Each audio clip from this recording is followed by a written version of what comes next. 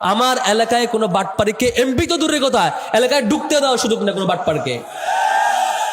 Commitment নিতে হবে। আমার এলাকায় কোনো মাদকের সন্ত্রাস যারা কাজ করে, মাদকের সাম্রাজ্য যারা করে, মাদকের ব্যবসায়ী সিন্ডিকেটকে যারা আশ্রয় দেয়, তাকে এলাকায় আমরা ঢুকতেও দিব না। এই কমিটমেন্ট নিতে হবে। যারা চাঁদাবাজি নিয়ে একে অপরকে খুন করতে পারে, যারা চাঁদার ভাগ বন্টন নিয়ে একে অপরকে খুন করতে পারে, তারা কালকে রাষ্ট্রের সম্পদ খেয়ে লুটপাট করবে না, তার নিশ্চয়তা কই।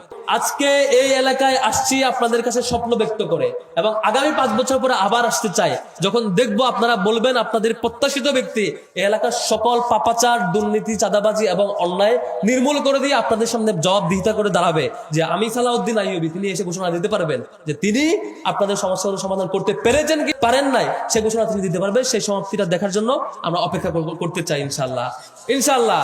এবং আপনারা এই সমাবেশে আসার মধ্য দিয়ে দায়িত্ব শেষ করবেন না।